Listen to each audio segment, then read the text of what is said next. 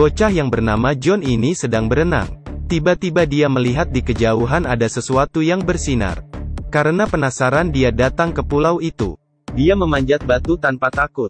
Akhirnya menemukan asal-usul sinar tersebut. Ternyata sebuah permata merah. Di atasnya terdapat sebuah telur. John mengangkat telur. Disentuhnya dengan pelan. Telur itu malah retak. Keluar seekor kura-kura kecil. Dia meletakkan kura-kura itu di telapak tangannya. Mata hitamnya kelihatan sangat hidup. Berbeda dengan kura-kura lainnya. Bagian perutnya terdapat garis merah. John sangat menyukainya. Dia membawa permata dan kura-kura itu ke rumahnya. Bahkan memberi nama pada kura-kura itu. Malam hari John tidur di samping kura-kura itu. Keesokan hari dia melihat kura-kura itu sudah membesar. Sangat ajaib. Di saat ini ayahnya datang untuk membersihkan kamar. John segera menutupi kura-kura dengan selimut. Bahkan berbohong kepada ayahnya. Pihak sekolah mewajibkan mereka membersihkan kamar sendiri. Ayahnya ingin menyuci selimut. John ingin menghentikannya. Dia segera mengambil kembali selimut. Malah tidak melihat kura-kura itu. Di saat ini John melihat kura-kura itu terbang di belakang ayahnya. John sangat terkejut. Di saat ini tetangganya Jenny sedang membuka jendela. Terkejut karena melihat kura-kura itu. Sang ayah segera menanyakan Jenny. John memberi isyarat pada Jenny untuk diam. Jenny pun membantu menjaga rahasianya. Setelah ayahnya keluar, John mengeluarkan kura-kura itu. Dan heran melihatnya terbang. John berencana melepaskannya ke lautan. Saat menoleh ke belakang, terlihat kura-kura itu mengikutinya. Agar tidak diikuti, John bersembunyi di sebuah rumah. Tetapi saat dia ingin pergi, terlihat kura-kura itu lagi. Di saat ini sebuah mobil dengan cepat berjalan mendekat. Hampir saja ditabrak. John berlari menolong kura-kura itu. Karena kasihan John membawanya pulang lagi. Saat John sekolah, kura-kura itu diletakkan di restoran ayahnya. Tiba-tiba sebuah pisau terjatuh. Karena terkejut dia menghembuskan api. Saat sang ayah melihat pisau itu sudah gosong, John memberitahu temannya bahwa dia memelihara seekor kura-kura yang dapat terbang. Temannya merasa dia berbohong. Tetapi saat mereka melihat kura-kura itu mereka pun terkejut. Semuanya ingin menjadi sahabatnya. Jenny memeriksa dari berbagai data. Kura-kura yang dapat terbang dan menghembuskan api itu bernama Carmela. Ceritanya dimulai dari musibah 30 tahun lalu. 3 monster sedang menyerang manusia. Di saat semuanya mulai putus asa, seekor kura-kura yang dapat menghembuskan api muncul, yaitu Carmela yang legendaris. Dia bertarung dengan monster. Carmela diserang hingga kalah. Di saat dia hampir mati, dia meledakkan kekuatannya sendiri, demi mati bersama musuhnya. Karena pengorbanannya manusia dapat hidup damai. John tidak percaya mendengar cerita Jenny. Kura-kura yang kecil ini mana mungkin adalah Carmela. Tak menyangka malam itu kura-kura itu bertumbuh hingga 1 meter. John bingung karena tidak dapat menyembunyikannya lagi. Dia segera meminta bantuan temannya. Mereka memindahkan kura-kura ke sebuah rumah kayu di tepi pantai. Lalu mereka pergi melihatnya tiap hari. Suatu pagi John mendengar bahwa Jenny sakit parah. Harus segera dioperasikan. Dia memberikan permata kura-kura itu pada Jenny. Berharap dapat segera sembuh. Di saat itu juga terjadi bencana di perairan dekat desa.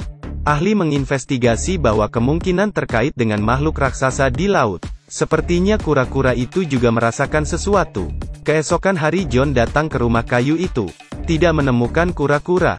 John segera meminta bantuan temannya untuk mencari. Sirine pertahanan udara berbunyi. Masyarakat desa segera melarikan diri. Ternyata ada monster yang muncul di desa itu. Monster itu sangat besar. Masyarakat dijadikannya sebagai makanan. Di saat ini seekor kura-kura raksasa muncul. Langsung menggigit kaki monster itu. Tetapi malah dilempar hingga jauh. Melihat ini John pun percaya kura-kura itu adalah Carmela. Kura-kura itu bertarung dengan monster. Meskipun dia sudah bertumbuh sangat besar, tetapi tetap tidak dapat melawan monster raksasa. Dia dilempar jauh oleh ekor monster itu. Kura-kura itu jatuh ke jembatan. Monster itu naik ke atas dan ingin menusuk kura-kura dengan lidahnya yang tajam. Kura-kura itu mengambil kesempatan. Dipegangnya lidah monster itu, lalu menghembuskan api ke dalam mulut monster. Monster itu pun mati dan terjatuh ke dalam lautan. Dan kura-kura itu juga pingsan di jembatan karena kelelahan. Di saat ini pihak tentara langsung menutupi jalan. bahkan mengikat kura-kura itu ke laboratorium.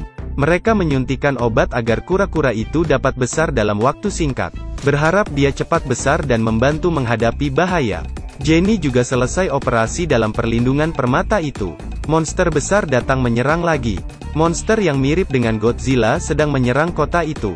Banyak tempat dan bangunan yang dihancurkan olehnya. Manusia melarikan diri. Laboratorium tempat kura-kura berada juga dirusaknya. Ketika monster itu mengamuk, kura-kura muncul menghadapinya, bahkan mendorongnya hingga jatuh. Tetapi kura-kura ini masih lemah. Dia pun dijatuhkan hingga ke bawah. Karena semangat yang diberikan John, kura-kura itu berdiri lagi untuk bertarung. Di saat ini John sadar bahwa kura-kura itu memerlukan kekuatan permata. Untuk memiliki kekuatan yang maksimal, John segera berlari ke rumah sakit bersama temannya. Di saat ini sudah tidak ada orang di rumah sakit. Jenny memegang permata, sambil melihat kura-kura yang diserang dari jauh. Dia tidak sabar lagi. Dilepaskannya selang dan ingin menolong kura-kura, tetapi malah dihentikan oleh pihak rumah sakit. Seorang gadis kecil mengerti maksudnya. Dia mengambil permata dan berlari menuju kura-kura. Tubuhnya yang kecil sangat sulit baginya berlari dalam kerumunan. Dia tersangkut di tengah jalan. Di saat ini seorang bocah muncul. Dikeluarkan tangannya untuk mengambil permata itu. Berlari ke arah kura-kura. Beginilah anak-anak kecil ini mengoper permata menuju kura-kura. Kura-kura ini terus kalah dan dilempar jauh oleh monster. Bahkan tersangkut di dalam gedung. Monster berjalan mendekatinya. Permata itu juga sudah dioper ke tangan John. Ayahnya juga ingin membantunya menyelamatkan kura-kura. Tanpa takut mereka memanjat gedung. Monster itu sudah memanjat hingga depan kura-kura. Dikeluarkan lidahnya untuk menusuk perut kura-kura. Kura-kura itu berteriak kesakitan. Monster memanjat hingga ke atasnya dan memukul ekor kura-kura. Hampir saja terjatuh. John melemparkan permata itu ke dalam mulut kura-kura tetapi juga terjatuh. Setelah asap menghilang, kura-kura itu muncul lagi. Dia masih hidup, dan mirip seperti pesawat luar angkasa, membuat monster itu jatuh dari gedung tinggi. Tetapi monster itu tetap tidak mati, bahkan menggigit leher kura-kura. Tetapi energi kura-kura meningkat, dengan pola garis yang ada di tubuhnya. Bola api dihembuskan keluar lagi. Monster itu pun meledak dan hancur. Carmela menyelamatkan manusia lagi. Saat tentara melihat tetap saja ingin mengontrol Carmela. Tetapi John dan para anak kecil lainnya berbaris menutupi. Tidak membiarkan orang lain mendekati kura-kura itu. John menunjuk agar kura-kura itu pergi. Kura-kura itu juga mengerti. Dia berdiri dan terbang menjauh. Meskipun dia pergi, tetapi semua orang tahu, jika mereka menghadapi bahaya, Carmela akan muncul di depan mereka lagi.